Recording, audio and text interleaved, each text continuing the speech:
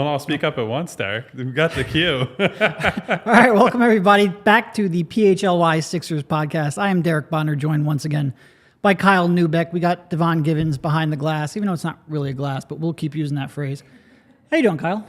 I'm hanging in there. I'm honestly overwhelmed by the reception to the launch yesterday. I think that feeling is mutual amongst most of the company, but the amount of people we heard from, whether it was, Sixers fans, my friends, my family. I had an encounter with somebody in Center City. Got a big congratulations from someone yesterday who had heard the news, and that was really cool. So I'm really having a good time so far. No, the response has been overwhelming. Like, you had people reaching out on every platform possible. If I haven't gotten back to you, I do apologize about that. But it's great to see, and certainly not just from our show, although we are the center of our own universe, so I'm happy about that. But seeing the reaction that every other show is getting, it's been tremendous. It's been, I think, you had expectations coming in, and I think it's exceeded that by leaps and bounds. Yeah, sure. I mean, we have people sitting waiting to get into the chat. We have my guy Sal, who I know exactly who that is from Twitter, trying to make the worst possible We're not doing Imagine it. Not falling Dragon for it, buddy. Joke in the history of mankind. So you should imagine dragging yourself to a better joke, Sal. I mean, you got to revisit that bit and create a new one. But appreciate you being here. I see Gavin, I see Luca, I see Ty, I see a lot of people in here ready to talk about some Paul Reed and Terquavion Smith and Jaden Springer, and the true off-season sickos are here with us. So let's get rolling, I think. Yeah, I think launch day we had to talk about James Harden. I'm sorry, it's just hard to escape that when you're talking about this team. Today we wanted to pivot and do something a little bit more optimistic. So we're going to start off by ranking the Sixers' top players under 25. And that's under 25, not inclusive of 25. So like DeAnthony Melton, who I think is right at 25. He doesn't make the cut. He's like 25 in 100 days, so you might as well take him out back and shoot him like Old Yeller, and he's just too old. I say that as someone in their 30s who I wake up every day with back pain. But Ferk doesn't make the cut. Really, we're talking about like Maxey, Paul Reed, the two mainstays, and a couple of younger players who haven't really made an imprint yet on this roster. So I guess we'll just start off. I think the top two, it would be hard to have any real disagreement how we would have them ranked. Tyrese Maxey, number 1, Paul Reed, number 2. Kyle, are you going to completely surprise me and change those rankings? No, I do believe we have some sort of graphic. There we go. Look at Derek's beautiful avatar over there. Obviously, I think the top one was no surprise to anybody. And Derek's first article for PHLY yesterday, which you guys should all go to the site and read, was a lot about how Tyrese is basically the future and the hope, and their only real path to considerable growth and maybe being that contender that people have wanted them to be. So I think Tyrese Maxey ranking at the top really doesn't warrant tons of explanation. I guess the only thing to extrapolate off of that is, what do you think is the most realistic path to another leap for him? Obviously, we've seen the big shooting jump. Yeah. Is it shooting more? Or is it adding, something new to his toolbox, or what is that?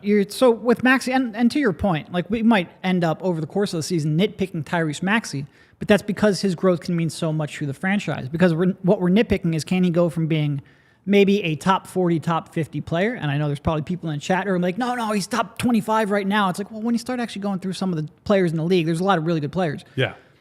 Can he make that jump from top 40, top 50 to top 25 comfortably? So it's really like, it's taking his things that he's not great at, trying to make him better, not because he's not great and we don't love him, but because he's the one path they have of really being a truly dynamic team. But in terms of his own growth, we talked about the passing a lot yesterday. I think that's the biggest thing the Sixers need. But there's other little things. You'd like to see him get to the free throw line a little bit more. You'd like to see his defense improve. Part of that's working on his body. And quite frankly, since he's gotten in the league, he has gotten stronger. It's not where it needs to be. It's probably not where it will be when he's 26, 27. But I think he's making pretty good growth with that. But he also, he's got to get through screens better. Like, he dies on screens. It reminds me a little bit of Lou Williams in the fact that every screen seems to blow him up. And there's a lot of miscommunication. If you go back and watch a lot of the, screens where people are holding their hands up and looking confused. Yeah. A lot of that was Maxey and Harden pick and rolls. So you'd like to see his awareness in that regard get better. There are certainly steps he can improve. And you'd like to see the volume go up. If you could be a 10 3-point per game kind of guy, that would help the offense as well. There's certainly areas to improve, but he is so comfortably out in front of everyone else on this under 25 list that it was a surefire agreement. Breaking news, a kind of analysis. Before I respond to all that, which I think was very good, I want to highlight Sam Meyer's comment real quick. As somebody who avoided all Sixers talk after the season, who is Terquavion Smith and Ricky Council? I think that's a good illustration of like, look, we have a lot of people in here who are like watched every summer league game. We're all in on the draft, even though they had very little in the way of draft maneuverability. But we are going to get to Terquavion Smith and Ricky Council. Yes, they are the two-way guys. They're real people. To stay on the point that Derek was on regarding Tyrese Maxey, you brought up defense at one point. Something that we saw more in the playoffs, but certainly toward the end of the year a little more. And obviously different coaching staff. We'll see if they use him the same way. Doc Rivers freed him up and said, we're going to have you press 94 feet and you're going to pick up ball handlers full court. And I think that style of defense was something that got Tyrese noticed at the amateur level. I know coming out of Kentucky, he had actually a much stronger defensive reputation than he has now. I actually think that was one of the selling points. Despite his size, there were people who said, look, this is a kid who cares on defense, who gets after it, who wants to be a good defender and will get into your chest. And so I think Doc having done that at the end of the year, I think Nick Nurse is going to look at something like that and say, that's kind of the blueprint for maybe where he might start with Maxey. Because I know his plan for Joel, his plan for Paul Reed, his plan for the bigs is largely centered on we're going to have our guards and our wings really fly out and attack. Mm-hmm. And if people beat them, that's okay because we have our rim protector waiting at the rim. So I am in lockstep with you that I think defense is maybe one of the things that could really improve for him. Yeah, and to your point, and I don't want to get too deep into this because we have a segment later on in the show about what changes we might see with Nick Nurse at the helm, but he is going to embrace, he is going to try full court press, trapping a lot more than Doc Rivers did. Part of that's great because Tyrese Maxey has that kind of speed to pressure the ball. Part of that, he has to improve his communication. And that kind of a defense where you've got everyone kind of scrambling to recover, you've got to be in lockstep with each other. He wasn't at times last year. That's an area he's got to get better at. And quite frankly, that's one with improvement I think is very fixable. Yeah. So, by the way, shout out to Gavin watching this at your internship. Says if he gets fired, it'll be worth it. That's the... I don't know that I would endorse you getting fired on our behalf, but I really appreciate the sentiment for sure. Yep. All right. So the second player on the list, Paul Reed. Again, we talked a little bit about him on yesterday's pod. Yeah. What makes him clear? I mean, what makes him clear number two is that we're talking about Jaden Springer and Terquavion Smith number 3 and 4. So there's a pretty big leap. It's kind of it's damning with faint praise in some ways, but I do think that we like him. Yeah. I wouldn't say I love him. There are definitely clear limitations for Paul, and we've seen those. There's a reason that the Paul Reed victory tour comments happened with Doc Rivers, and I believe it was you that Doc was maddest about during that press conference. So that was not too fun for us at the time. But Paul, I think, is a guy. I think the most important thing I've seen from him, and I think the coaches probably would agree, is that he has really bought into, he's given a role, he's told this is what you need to focus on, and he's put all his energy on the floor into being that guy. Now, I think that might change this year based on what we've heard from Nick Nurse, but I think the concern early on when we were first introduced to B-Ball Paul is this is just a guy who's going out there and freestyling and freewheeling, and he's going to do some crazy shit. He's going to bring the ball up the floor when he shouldn't. He's going to throw a crazy pass through the legs or behind the back or try to take on 3 defenders at once and run them over. But I think as he's grown, he's gotten more experience. And frankly, he's put in tons of time in the gym. I think you've seen him become more of a traditional rim runner, finisher around the basket. I honestly think, and I don't know if you saw this as well, Derek, I think his craft around the basket and his finishing ability has considerably improved. Like very much. He was a good finisher in the sense that you could give it to him and he can dunk it and all that. But no, he's got body control and touch. I think his ability to finish around length and around, potential shot blockers. Use the rim as a shield, which is a thing we see guards do a lot. But as kind of an undersized big, I think we've seen Paul do a lot more of that stuff and improve his game in that way. No, and that's why that jump shot is big, not only because it allowed him to play next to Joel Embiid, but if he ever gets a closeout and he has a lane to attack, he can actually do something with that. Might try to do a little too much. We'll get into that. There is a comment here that Nick Nurse will empower young players more than Doc. I'm not sure history necessarily bears that out. You can go to Toronto's last few years. Now, maybe that was a problem with the drafting more than the development. Who knows? There's always a chicken and egg battle there. They did not play a lot of young players in that system. What I will say to that point, though, is I think he has more of an appetite for players making mistakes. And specifically, if a player is getting after it defensively, he will give you the ball, and even if it's not a high-value possession, give you a chance to make a play, sort of like reward you for that effort you're giving defensively. I feel like we saw that a little bit with OG over the last couple of years. Like, yeah, maybe you're not a natural pick-and-roll ball handler, but you're doing so much for us. Just have this possession and do what you want. He might have more of an appetite for Paul Reed's mistakes on offense than maybe Doc Rivers did, because he's valuing what Paul Reed does more on defense than Doc Rivers did. I see Finney Chase said that they need a B-ball, Mo Bamba, Joel Embiid lineup.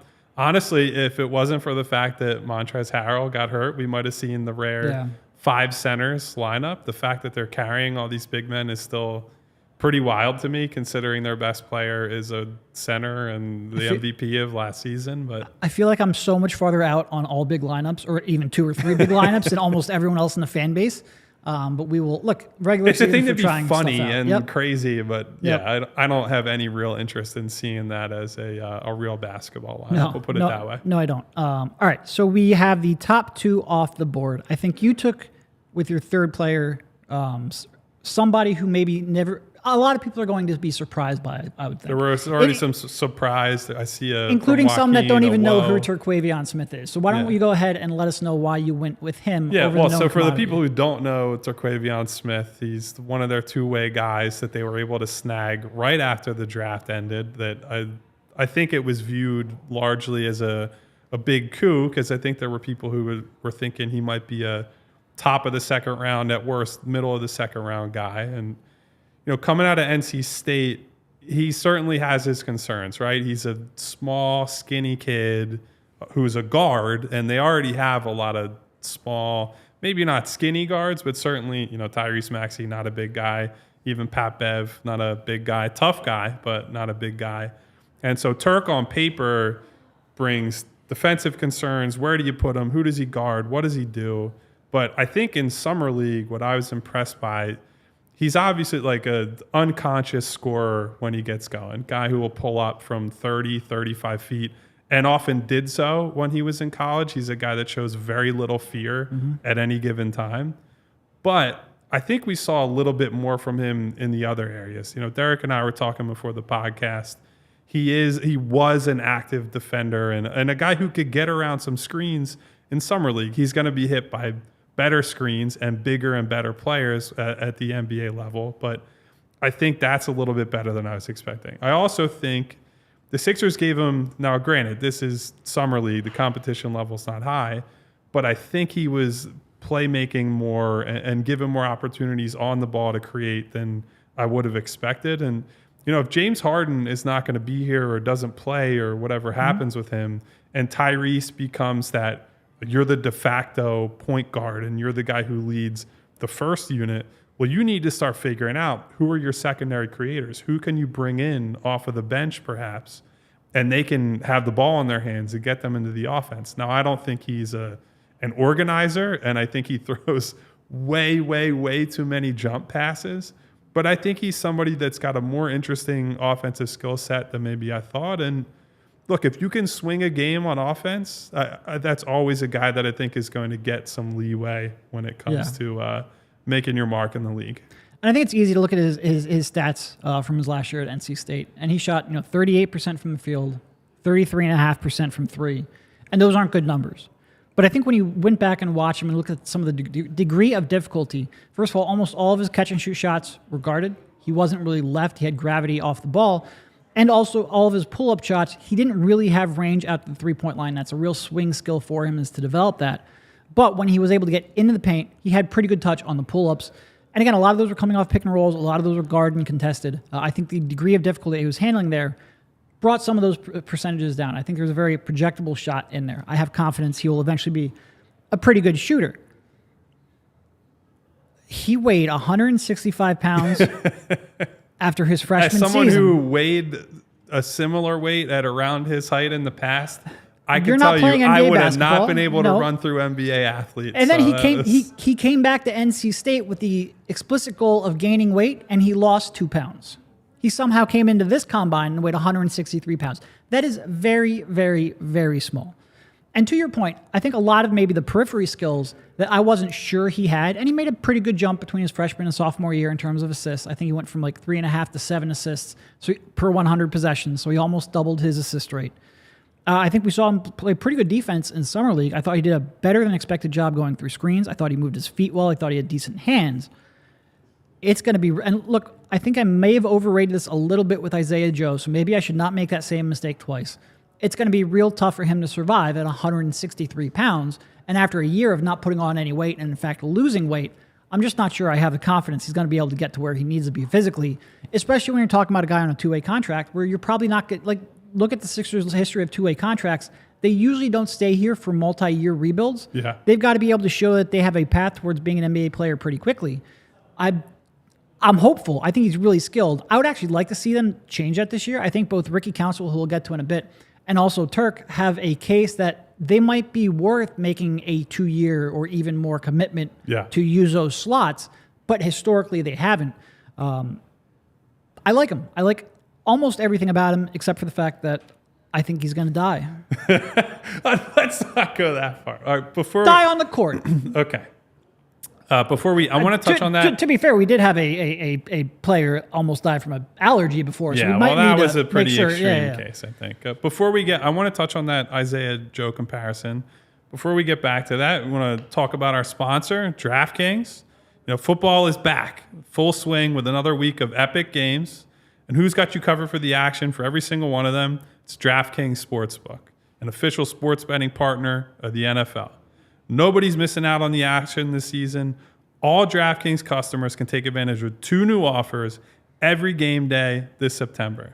If you want to get in on the NFL Week 2 action, you download the DraftKings Sportsbook right now. Use the code PHLY to sign up. New customers can bet just $5 and take home $200 instantly in bonus bets. It's only on DraftKings Sportsbook with the code PHLY. The crown is yours. If you have a gambling problem, call 1-800-GAMBLER or visit www.1800gambler.net. In New York, call 877-8-HOPE-NY or text HOPE-NY. That's 467-369. In Connecticut, help is available for problem gambling. Call 888-789-7777 or visit ccpg.org. Please play responsibly. On behalf of Boot Hill Casino and Resort in Kansas, 21 plus age varies by jurisdiction. Void in Ontario. See sportsbook.draftkings.com/football terms for eligibility, terms, and responsible gaming resources. Bonus bets expire 7 days after issuance. Eligibility and deposit restrictions apply. So, I want to point out we've got Gavin making a joke. Let him hang out with Harden for an offseason. He'll be, 300 pounds? I have to say, Harden... It's a real abrupt transition from an ad read into trying to That's hit true. up the comments. That's true. I will say, it just came up, so once it's in my head, I can't not. Yeah. Harden looked pretty good in recent pictures. I don't want to do off-season body watch, and especially for a player that most of the fans don't want around. I'm not sure. He might not come into camp in a fat suit this year. He might change his script. Yeah, this might be he just has to be loud and making a scene in the press. But to your point, I do think from what I've seen, James posted on Instagram the other day. It was I think it was not an ad, but sort of a promo for a new pair of his sneakers, and he looked pretty trim. So yeah, I think in a normal summer, maybe to Gavin's point, we could put Terquavion Smith on the James Harden Las Vegas and Houston club tour, but I don't think that's going to cut it this time. So circling back to your point about Isaiah Joe, and maybe I think I might be overcorrecting for what I missed with Isaiah, because I did look a lot at one of the justifications I used when I would write and talk about him was well, the percentages are what they are. Like, I understand why people want Doc to play him, but at a certain point, a guy's got to produce results, right? And the mechanics are beautiful. It was I just liked watching Isaiah Joe shoot. I think that's still true. People see the aesthetics and they're like, wow, that kid just looks like a player. He looks like a shooter. And there's some of that. And it was trying to balance that against the fact that, look, he hasn't shot well in the few opportunities that he's gotten. And so I think I'm trying to remember that as we're talking about Terquavion. I don't want to go too far because, look, shot selection is tough, right? And guys who have poor shot selection in college, unless they're put into a hyper-defined role, that might be a problem for the rest of his career. Now, the good thing for Terquavion is that if he is not playing in that hyper-defined role, he's probably going to sit his ass on the bench next to Nick Nurse. I don't think a two-way guy or any young player is just going to have freelancing ability and be able to do whatever he wants. And so that almost leads me to be even more positive on him. I've seen the secondary skills that I think he'll be able to flash at different times, but they're not going to ask him to do that much. They're going to say, you stand over here, you can hit a 25-foot jumper, and teams will not be able to leave you alone. Like, that's the thing that I felt most confident about, is that you put him in an off-guard role and you just say, you're spacing the floor and you wait, that ball comes to him and he's at all open, it's going up. And they have needed guys like that for a long time. Like, even their Tobias Harris, that's been one of the big problems for him. It's not that he can't shoot, it's that he doesn't want to a lot of the time. And so I think for all those reasons, that's why I'm pretty high on Terquavion. No, Tobias's problem is almost entirely they need him to be a goldfish. And he's very often not a goldfish. He's very often inside. To your point, I mean, first of all, I always thought Isaiah Joe's shot would come around. I just wish it came around while he was here so that Doc would give him more of a chance. I always just felt like he just needed more time, more attempts, and that would eventually equalize. Would have been great if he would have played a couple of minutes with maybe Embiid and or Harden so they could create open looks. Doesn't matter. Don't need to relitigate the pass. My point is with Isaiah Joe, though, I think it's probably a little bit easier to be a toothpick as an off-ball, like run-around screens at a million miles an hour. Sure. Whereas Turk is you're gonna want to put the ball in his hands. He ran a lot of pick and roll in college. That is tougher to do as a undersized, understrength person than an off-ball player is. Like, you saw it in college, he had struggled around the rim. I think he was right around 50%, which isn't good enough at the rim. A big part of that, it's not like he couldn't elevate. It's not like he didn't have body control or touch. He just got pushed around a lot. So I worry a little bit because he is such an on-ball player. He can shoot off-ball. He can operate off-ball a little bit. But a lot of his value comes from the fact that he can also create with the ball in his hands, and that's going to be tougher at his size. I agree. So I think next we probably want to talk about someone who I don't think will get pushed around, will not be a problem. That was your number 3 guy. Saying he's my number 4 guy, I think it's kind of, it's like a 3A, 3B thing for me. But Jaden Springer, who's now been with the organization for a couple years, came out of and was, if he wasn't the youngest player in his draft class, he was very close to being it. And so he's been young even for, relative to his peers. And so I think that's probably why there's some excitement for his game and, his ascent within the fan base. And I guess, Derek, what are you sort of expecting on a broader level from Jaden this year? Yeah. I mean, to your point, he's almost exactly the same age as Terquavion Smith. Yeah. Almost exactly the same age, despite the fact that this is, he's been in the league a couple years now. I think with Jaden Springer, you just look at him, like you mentioned, he's got an NBA body. Yeah. And his defense, you could put him in now. He's an NBA defender right now. He'd probably be one of their best defenders right now. I agree. In terms of the versatility, he's got long arms. He can play up a position. He can move his feet to play down a position. He can get through screens. He can recover quickly. He has everything. And especially when you start talking about the changes of Nick Nurse, some of the changes that we just talked about a little earlier when we were talking about Maxey and what he wants to do defensively and the way he's going to want to pressure the ball, the way he's going to want to collapse on people driving down the lane and then try to recover back. He gives you all of that versatility. He really could. And also he's really good at making deflections, at making high value generating plays. It's really simple with him. It's really, really simple. He needs to make an open corner 3. Yeah. If he does that, he will get time. And that's always been in question. He has certainly played better here in the last few years in the G League. Last year, he shot Still didn't shoot great in the G League, but he scored a little more. They just need him to be able to plant his feet in the corner, that PJ Tucker where he's in cement and doesn't move, and make an open shot. And if he can do that, he will get time. I just think he fits so well in Nick Nurse's defensive schemes and what he wants to do and what he prioritizes and what he values. But that shot's a huge question mark. And he's worked on it for sure. He worked his butt off on it. Now, will it translate? So at Summer League, it was such a roller coaster for me in the beginning where because he's been in the league a few years now, I was expecting him to come in right away and just dominate those games. And I don't think that's what we saw in the first couple of games out in Utah.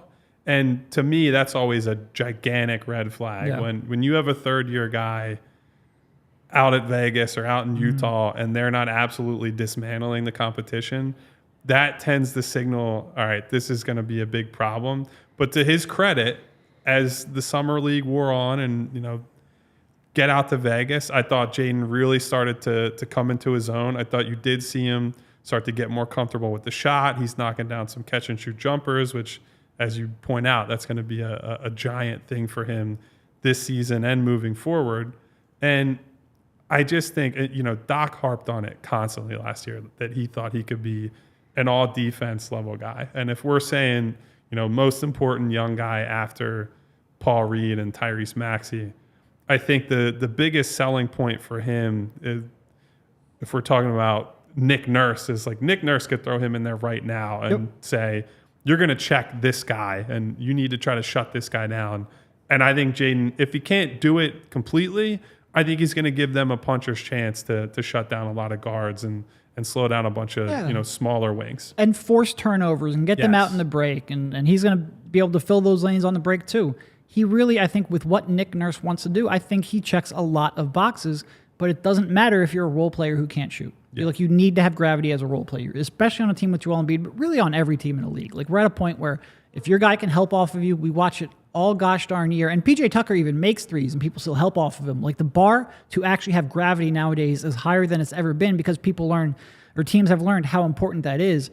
You've got to be confident. You've got to be willing. You can't hesitate, and the ball's got to go in. And that's a big leap for him to make. But look, put him on the floor. I want to see that defense and see how good it is, so I know how much of an appetite I have for his shooting. Yeah, and the other thing with him, you mentioned he's got an NBA body, but I think we think a lot about it on defense.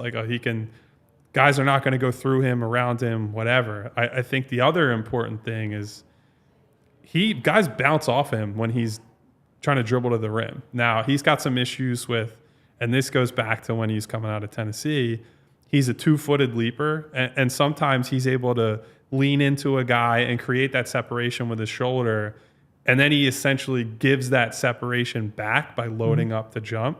I did think he did a slightly better job of that as Summer League wore on and showed, he can finish around the rim, and he's been able to get to the free throw line a ton. And so if he's able to continue to do that and he can wield that physical advantage on offense, that's going to cut into some of the problems that he has. But it's sort of similar to all the other role players where he's not going to make a living as an on-ball guy, right? Yeah. Maybe as a slasher, attacking closeouts, but the closeouts don't come if you can't shoot. As much as you say, oh, that guy can dribble a little bit and get into somebody's body, you have to bring him out to you first, or none of that matters. So I know he's a hard worker. The team loves him, all that stuff, and so I'm hopeful that Jaden can turn the corner as a shooter. But that's ultimately all it comes down to.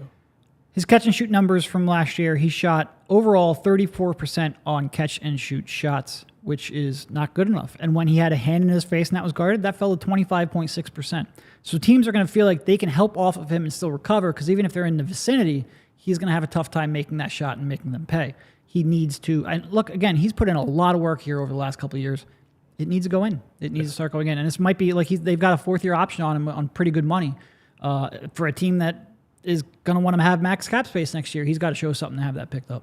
Yeah, well, who else needs to make shots to stay on this roster, let alone make an impact? That's our final guy on our list, Ricky Council IV, who we do need to tell the backstory of Ricky Council IV for I'm blanking on the name right now. The listener that said they don't know who Ricky Council and Terquavion Smith are. So Ricky Council the fourth is not the fourth in the sense that it was like a great Four generations going back 120 years. Yeah.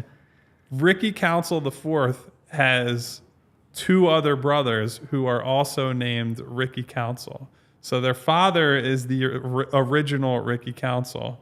And then there's Ricky Council the second, his son, Ricky Council the third, his son, and Ricky Council the fourth, who is on the Sixers, and also his son, which is, I don't know that I've ever heard of that. I think that's, saying I did a double take would be really underselling it, but no, listen, the important thing is I hope they were able to figure out who was who when they're being called or yelled at by their parents growing up, because my mom and my family struggled with like, oh, we share a similar first letter in our name. I can't imagine having two more Kyles running around the house and all the problems that would have caused for me.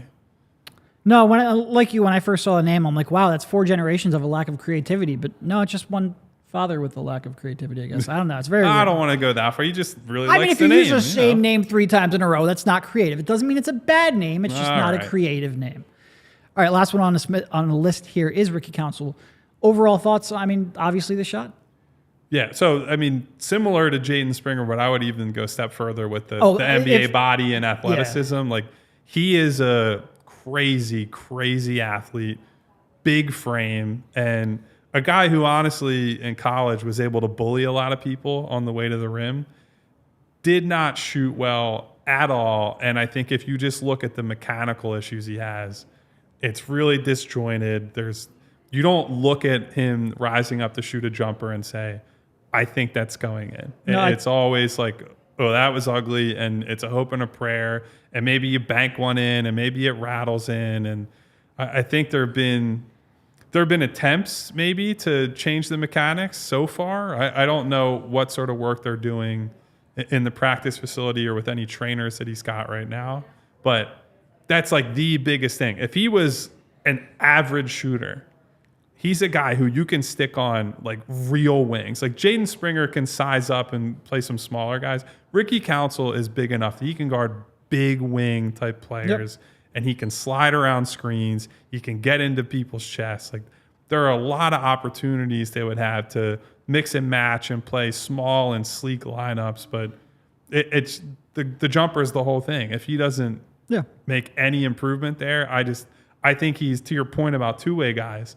I don't think he'll be on the roster very long, let alone, playing in the rotation. Yeah, going back to my write-up I made after they signed him, about the biggest compliment I can give his current shooting form is that he gets good elevation on the jumper before he throws it in the general direction of the rim. Everything after the elevation, and even before the elevation, quite frankly, because I think his footwork is pretty bad too, is really, really bad. And it's true off-ball. Like, his form off-ball breaks down. His confidence breaks down. It's true certainly on-ball when he's shooting off the dribble. There is just nothing about his jumper other than the fact that he can elevate that I currently like. And to your point, like keeping him around long-term, I think you have to keep him around long-term because I don't think this is a, give him reps and see if he figures out the jumper. I think you've got to tear it down. I think this has got to be a coaching staff fully dedicated to trying to completely rebuild his jump shot back up because he has no chance right now. He has no chance with that jumper. And everything else about him, not everything, but he can do a little bit of everything. He's not necessarily, especially offensively, he's not great at a whole lot, but he can do a little bit of a lot of things. Defensively, he's got the body and the athleticism that you need right now from day one to defend multiple positions, to get back on screens, like we just mentioned with Nick Nurse. He's kind of like the player that you would want in his system. He can help and recover and trap and force turnovers and do all of that stuff. But boy, that jumper is as bad as I've seen in a long time. I'm starting to have PTSD, man. There have been way too many Sixers players who it's like, man, they got everything but the jump shot, and they play on a team and in a league where that is maybe the most important thing, right? Yeah. It's hard. You can't be a How role many player. of these guys can they possibly draft and sign? There have been some success stories. Unfortunately, most of them have been successes elsewhere. It's tough. It's tough. Yeah. I mean, look, the optimist would say maybe certainly not to the same degree as Ricky Council, but Tyrese was a bit of a shooting question mark coming in. There were some positive signs. Jeremy Grant, unfortunately, like I said, that came to fruition when he left here, but he was certainly a success. By the way, story. Jeremy Grant is never listed as one of Hinkey's like successes. I feel like he gets kind of lost because he wasn't here that long, but that was maybe lost in the shuffle a little bit. Like, probably not worth the contract he's on. No, but a good NBA player. Very good for a NBA long time. player. Yeah. All right. Before we transition into talking about the old fogies instead of all the exciting young players, I got to tell you about our sponsor, Game Time. Game Time is a place where I know you guys, just like me, have been stressed about securing tickets for different concerts, different sporting events, I don't know if anybody here is a theater guy. I actually went to see Phantom of the Opera this year. It was the last run on Broadway. So my wife and I went and saw it. It was a great time. And the ability to secure tickets at the last minute and at a reasonable price, too. It's a thing that, it matters. Nobody wants to go to you want to go to a game, you want to go to a concert, but you don't want to have to pay half your paycheck to be able to go to one. So Game Time's a company and an app that allows you to do that. You get flash deals and last minute tickets. It's easy to find and buy tickets for every kind of event. And I know I harped on this yesterday, but the images of seat views is such a huge thing, especially as someone who's traveled all over the world and had much different stadium experiences when you're in different places. You end up behind a wall or in an obstructed view, and you paid all this money for a ticket to see this big game, and you don't actually see it. You might see part of it. And so Game Time actually allows you to avoid that problem. It's the fastest growing ticketing app in the country for good reason. And you can snag tickets without the stress with Game Time. You download the Game Time app, create an account, and use code PHLY for $20 off your first purchase. Terms apply. Again, create an account, redeem code PHLY for $20 off. Download Game Time today. Last minute tickets, lowest price, guaranteed. That's a good point. There's a good point in the chat. I'm surprised there was a last run of Phantom of the Opera. That's been going for almost as long as I've been alive. Dude, it's crazy. And honestly, that was the incentive I had to go and see it, was because, look, I'm a basketball writer. We're not cultured. Actually, it's Gina Mizell, a colleague of ours, is a big Broadway and musical theater person. And so that's not true of everybody on the beat, but we are not a lot of like musical snobs. But Phantom of the Opera was something I actually learned to play the theme on a keyboard or a piano in middle school as part of a music class. And so I was like, oh, this has like been part of my life for all these years, and I've never seen it. And it seemed like a cool opportunity. And it really was. I was glad we went and did it. Ty, Phantom of the Opera is beyond washed. Yeah, Ty says the Phantom is washed. So all right. I would tend to agree on that one. Next segment of the podcast. Speaking of washed. How much does Danny Green have left?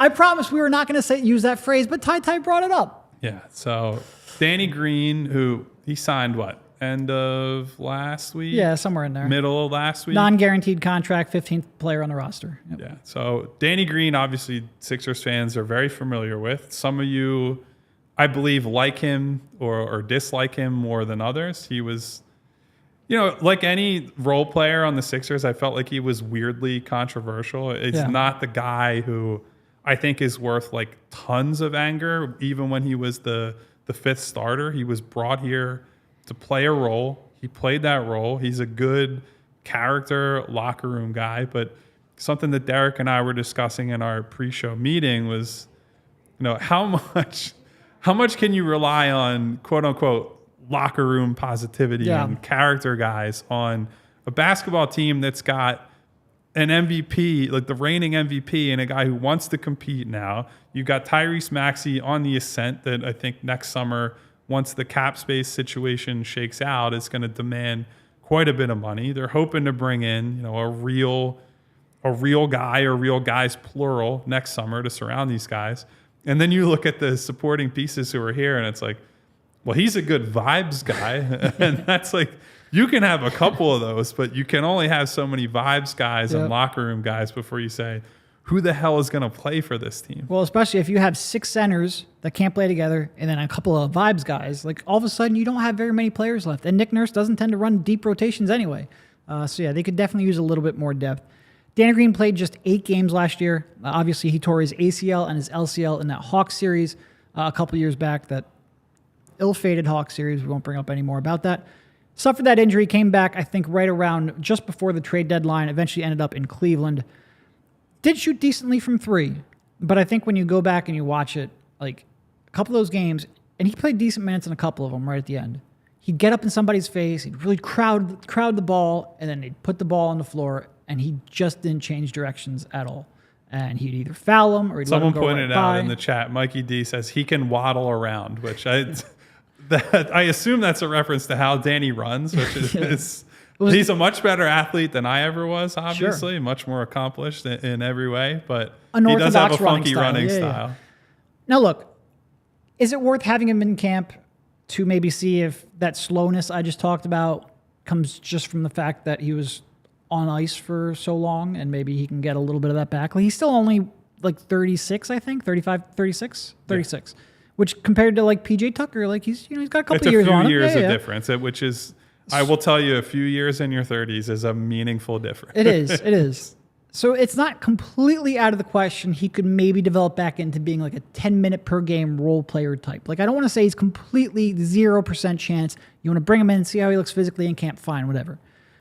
And not to be too big about there. Like, I think a few people make too big of a thing. Like, oh, they're out of roster spots. Like, what are you going to do?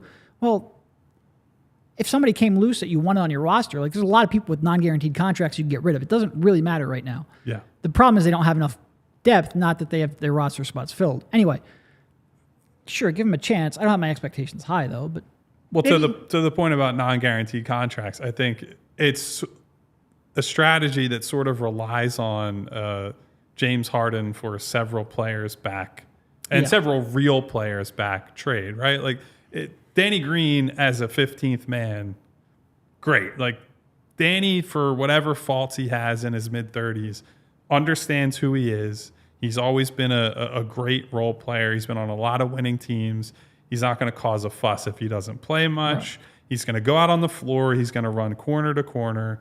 He's probably going to get roasted in man defense at this point, but is a smart team defender, will come up with some timely steals. He'll hit transition threes. And if he's called into action, he'll do what he needs to do. And right. He'll get along with Joel and everybody else, and that'll be all well and good. But if they're relying on him for anything more than that, that is a sign that things have gone horribly awry with this team. Yep.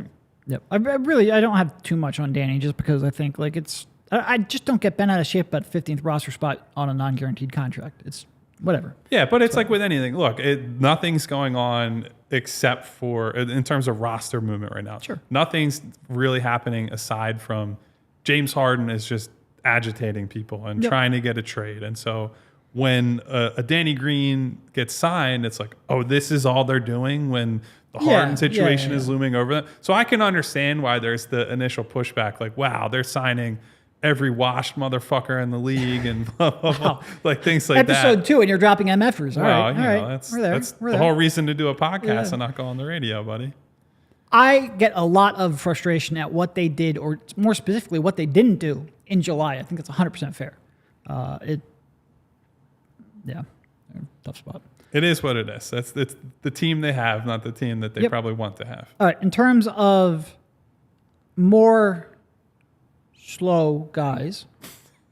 Somebody, Miles said, Daryl has built the slowest and least athletic team in the league. Not wrong. I'm certain, which I'm might sure be he has. Slightly extreme. I don't know. Can you name one? That's not off the top of my head. No. All right. So, is there a chance they make a change in the starting lineup? And the obvious change here would be, and this is going to assume that James Harden comes back, because if he doesn't come back, then it's hard to really, it's going to be tough to find 5 starters, which is a conversation we will have if he does eventually hold out.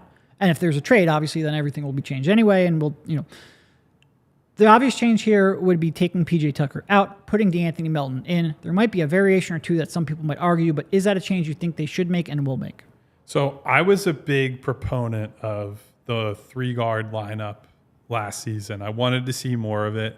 I do think Doc gave it a decent amount of chances to succeed, you know, for whatever issues Doc had with not playing guys or rotations that people didn't like. I do think he gave that group enough runway that we could say, all right, we saw what they have. And not that PJ at this point is like Mr. Rebounds and Dennis Rodman out there. My concern with any of the smaller lineups is that they're all reliant on Joel and Tobias to be pretty high-level rebounders. And Tobias is definitely not that. Yep. Joel is capable of it. But I think, and I wrote about this in the first piece I did yesterday, I think rebounding is the area where I'm most consistently disappointed by Joel when it's, you know, sloppy mechanics, poor positioning. It's clear that on some nights he mails it in an effort on rebounding because when he does get after it and he does attack the glass, he's a completely different player. Like he's a guy who could go out there and get 20, 25 rebounds if he really wanted to. He could go and get basically every single defensive rebound and start a fast break and, you know, throw outlets to guys, but he doesn't do it. And so on paper, in theory, I would love to see more of the smaller lineups, more of you're putting as much guard play as possible around Joel, because I think the key to building a good to great team around Joel is you put him inside the arc, he gets doubled, and every guy that you kick the ball out to can either make a three or attack off the dribble. Like PJ's not scaring anybody off the dribble, but you have James and Tyrese and Tobias and DeAnthony. Like, yeah, DeAnthony's a little more erratic, but at least like I think as a straight line driver, he's good enough that he can pose a threat to these guys. So yes, in theory, I would like to see PJ move to the bench, but then you also bring up the complications of, can PJ be effective in a bench role and with bench lineups? Yep. That to me is the other big question. Yeah. No, he needs those shots created for him, where he's just, you know, he basically like just getting his workout in, getting his cardio in on the floor, especially offensively. That lineup that we mentioned there had a plus 5.8 net rating last year. That sounds good, but the lineup with PJ had a plus 13 net rating. And the baseline in years past with the Joel Embiid lineup is usually somewhere in the 15 to 20 range. So plus 5.8 isn't cutting it. Not the biggest sample size in the world, but not completely small either. And I will say, I think my biggest concern comes down on the defensive side of the court. That lineup specifically got pretty lucky. Like I think opponents only shot about 34% from three on them. That defense could have been worse, could have cut into that net rating. My concern is that for as good as D'Anthony Melton is, and I think he gives you a lot of stuff as an on-ball defender, I think he has pretty good hands. He doesn't get through screens well. That's his one real kryptonite on defense. And when you combine that then with Maxey, who's really bad at getting through screens, and James Harden, who just doesn't try, there's just a lot of people you can pick on that side of the floor. Yeah. And it's going to be real tough to find matchups where that's not going to be exploited. And also you're a short trio. Like if it was maybe a bigger two-guard than Maxey or a better defender than James Harden, it might work a little bit better. My concern comes down on the defensive side of the floor. That being said, PJ Tucker might have just progressed to a point in his career. That's a real nice way of me saying he's gotten older, where you might be forced to make this change anyway. Yeah. Well, look, I think people love to say coaches they don't like that will only play veteran guys and older guys, but I think Nick Nurse is going to be a lot more similar to Doc than people think in terms of defensive-minded veteran players are almost always going to get the benefit of the doubt from coaches. And PJ especially is a guy who's been through tons of wars, who at points in his career, he's been called a quote-unquote LeBron stopper. He's getting after people. Like, he's somebody that has trust even far beyond what he probably warrants at this stage of his career. Yep. And so, look, I'm not saying that Nick Nurse is going to just blindly trust him no matter what and keep playing him when he's stinking it up out there. But I would caution against thinking he's just going to throw PJ in a dumpster and haul him off somewhere. I think that's probably fair. All right, we have one more segment to get to. Probably not to cut the Nick Nurse segment out. I feel like we're running a little later on time. Probably spoke a little more about Terquavion Smith than I thought, but I knew Kyle was pretty passionate about that subject. My guy, Terquavion. But we don't want to shortchange the Nick discussion, so we'll push that to another day. We are going to be podcasting quite often, Kyle. How often do we podcast? 5 days a week. We'll have time to talk about Nick Nurse. Before we get to that, though, I want to tell you about FOCO. FOCO is a leading manufacturer of sports entertainment merchandise with a product line that includes apparel, accessories, toys, collectibles, novelty items, and more. It's the best officially licensed gear for all sports and fandoms, and it's football season and tailgating season. By the way, I've got a tailgate here coming up. They have overalls, hoodies, hats, sunglasses, bags, everything you need for a game. And FOCO has hooked PHLY up and provided awesome pieces for our sets. FOCO always has our back for Philly sports, and they have yours too. Get the best gear around by using the link in our description. For all non-presale items, use a promo code PHLY for 10% off. All right, so I think here this last little bit, you had a rant you wanted to get to on the new load management changes, which I believe were just officialized. So, yeah, not necessarily a podcast. rant, but there have been some changes that were being discussed at the league level that actually, while we were on the show, were ratified by the NBA Board of Governors.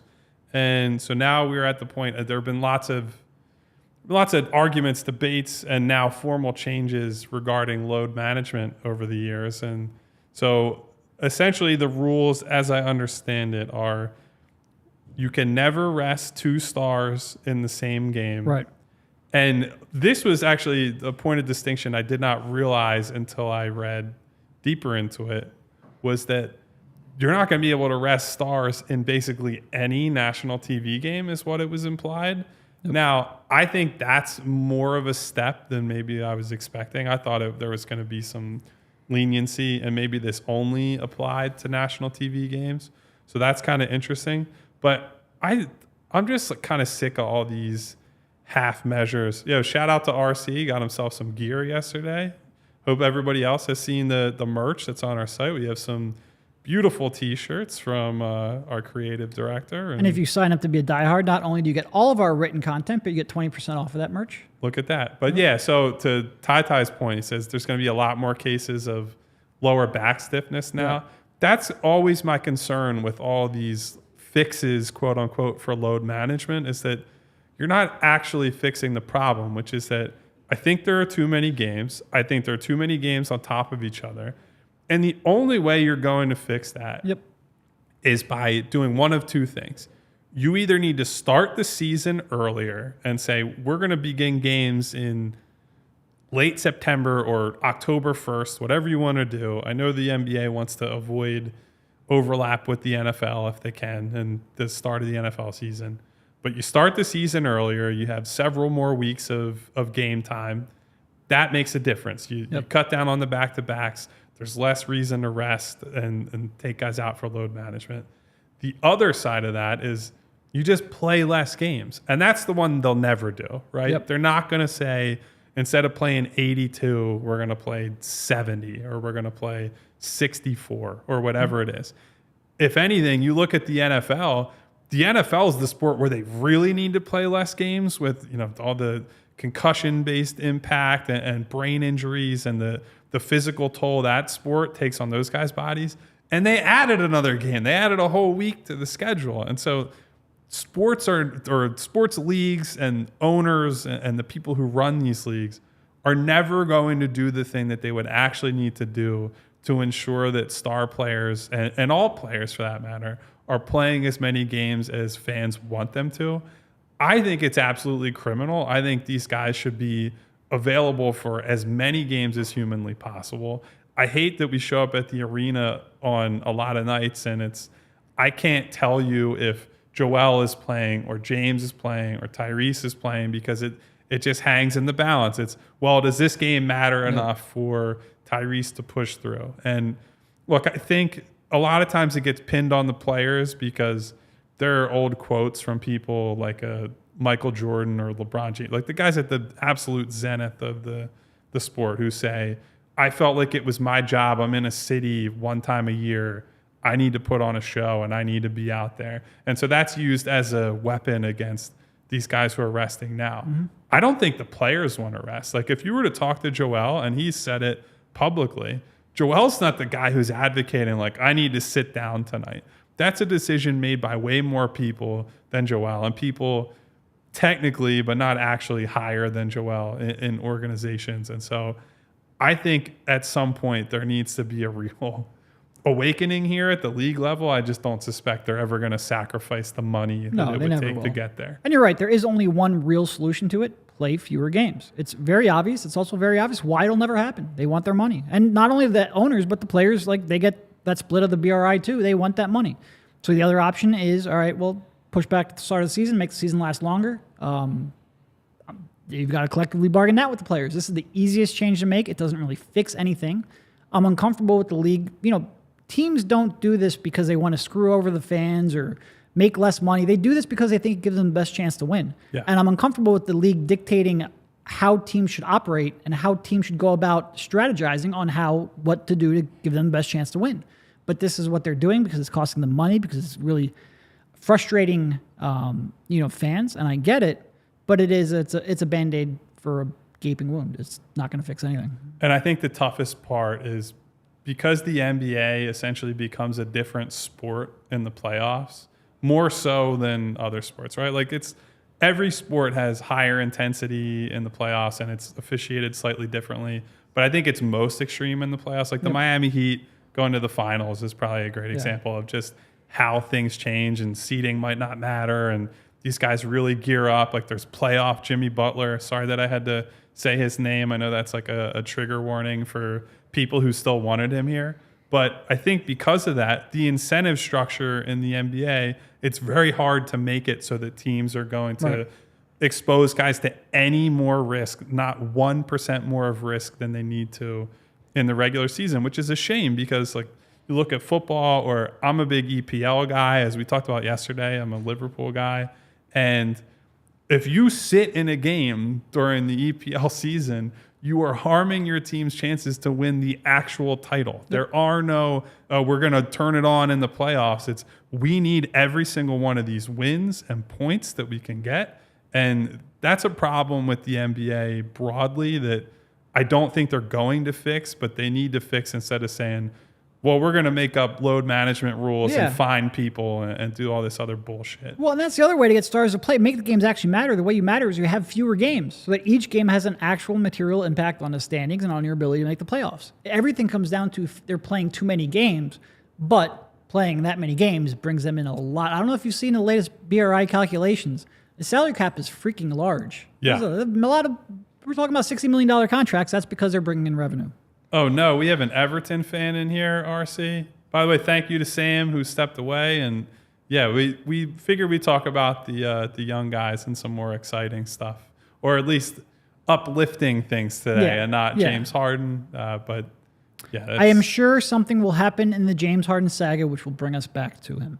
Exactly. Closing up the load management thing, the fines for it are pretty severe. $100K for the first violation, $250 for the second, $1.2 million for the third, and then an additional $1 million escalating on each one after that.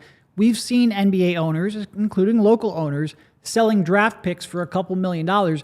They don't want to be losing this kind of money because the player's not playing. So, I hope the Sixers, Nick Nurse, Joel Embiid, whoever comes up with this, have some pretty creative reasons for Joel Embiid missing games so that Josh Harris can still maintain his lifestyle. Yeah, I'm not sure the old knee soreness or ankle soreness or any of those are going to work as General well. soreness. General soreness, our old friend. Always goes back to Jimmy. All right, I think that's probably a pretty good place to cut this show off. Thank you, Kyle, once again for joining me. Thank you all of the people watching live and those who will subscribe.